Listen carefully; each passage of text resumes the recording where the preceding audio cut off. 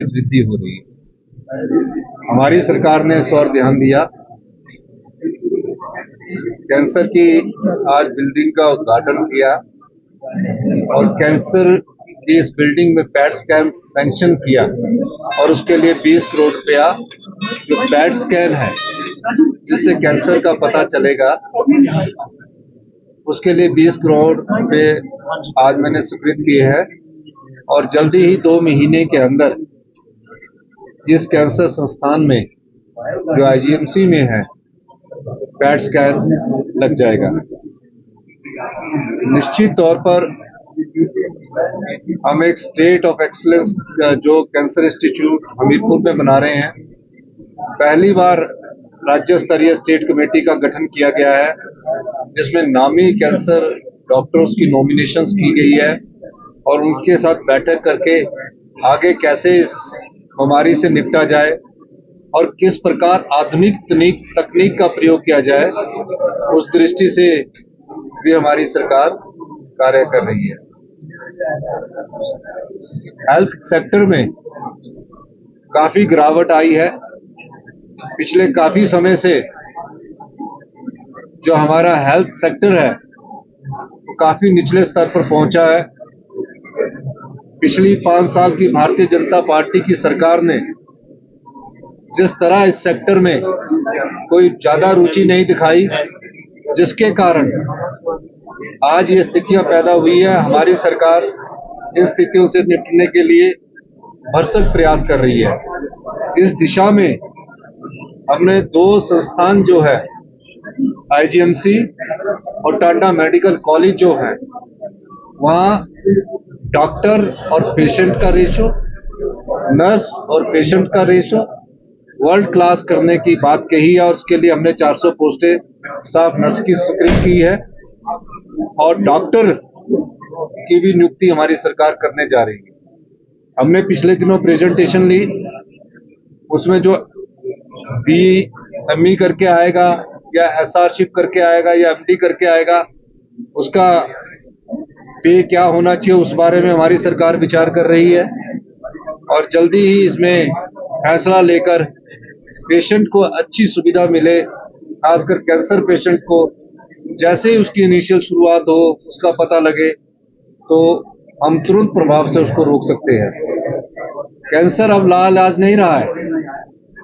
Cancer का इलाज होता है और पूरी तरह से ठीक व्यक्ति हो सकता है, पर सही समय पर अगर सही जांच हम करवाएंगे, डॉक्टर से परामर्श करेंगे तो निश्चित तौर पर सभी प्रकार के कैंसर को ठीक करने में हमारे हिमाचल प्रदेश के जो डॉक्टर हैं उनमें क्षमता भी है और हमारे डॉक्टर बड़ी बारीकी से अध्ययन करके काफी कैंसर पेशेंट्स को ठीक कर चुके हैं और लेटेस्ट टेक्नोलॉजी से आज इस हॉस्पिटल को हम आज इसका लेटेस्ट टेक्नोलॉजी का हम यहाँ सदुपयोग करने जा रहे हैं।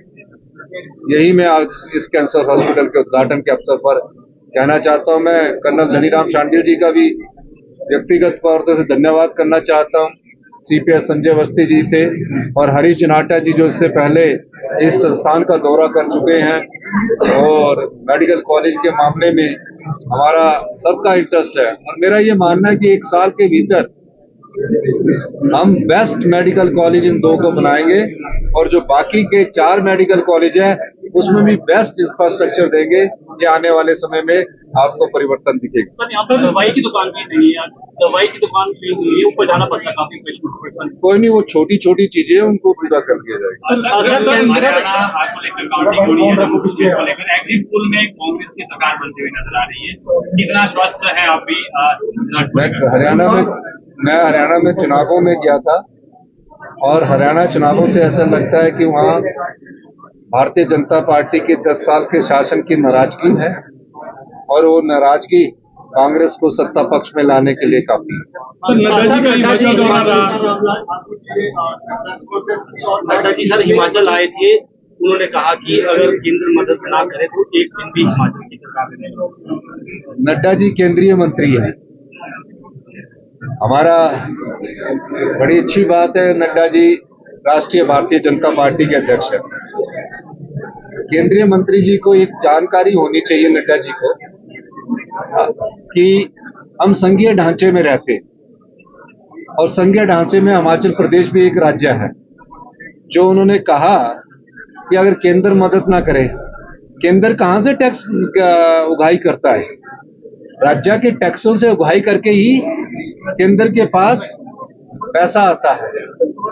वो खैरात नहीं मान रहे हैं, वो हमारा हक है, हिमाचल के लोगों का हक है, और हिमाचल के और लोगों का जो हक है वो हमारा अधिकार बनता है।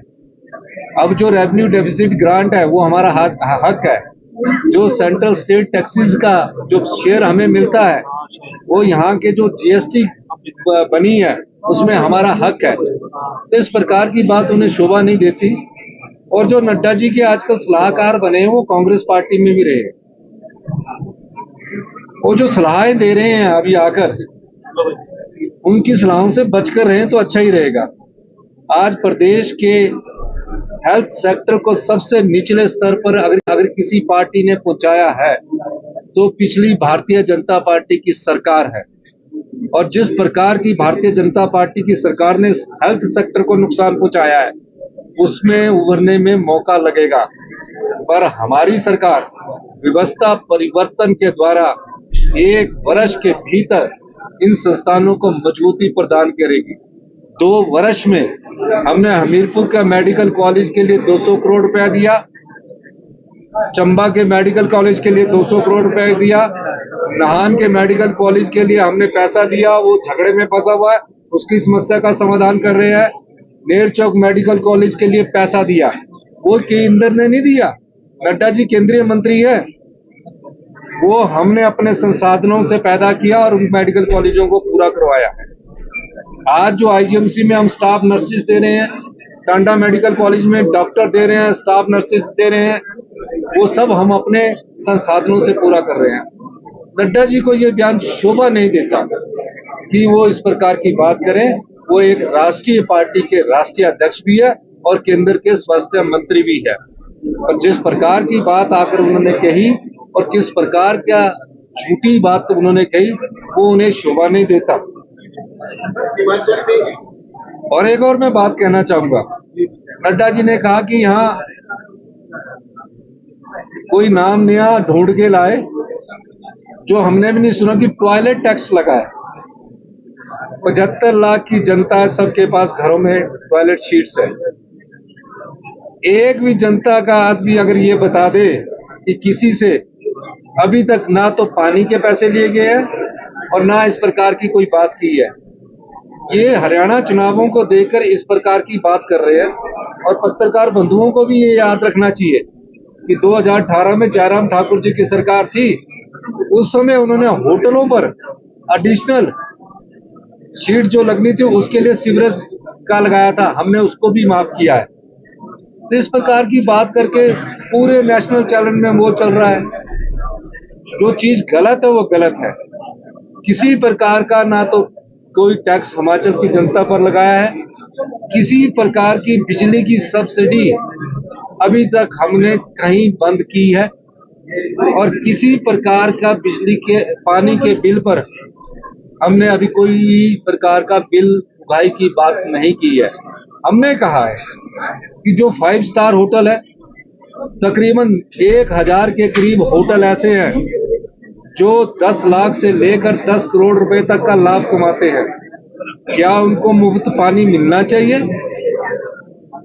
क्या उन होटलों को मुफ्त बिजली मिलनी चाहिए? क्या उन होटलों को मुफ्त बिजली की सब्सिडी 1 रुपया मिलनी चाहिए? हमने उसको कम किया है।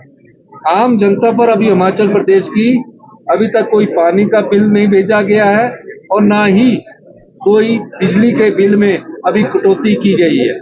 इस प्रकार की बात करके बिना पढ़े लिखे आके बोलना कि ये लग गया वो लग गया। मैं देख रहा हूँ जब से कांग्रेस पार्टी की द्वारा से 40 सीटें आई है, वो व्यक्तिगत तौर पर आक्षेप लगा रहे हैं। कभी ईडी के छापे नदौन में करवाते हैं, कभी कुछ आकर यहाँ करवाते हैं। इन प्रकार की राजनीति से बचना चाहिए। नड्डा जी केंद्र के मंत्री है, जो उनको सलाह देने वाले हैं वो अपने पूर्व मुख्यमंत्री से जरूर सलाह ले करें कि क्या उन्होंने किया है, और हम उस व्यवस्था को सुधार रहे हैं। Thank you. धन्यवाद।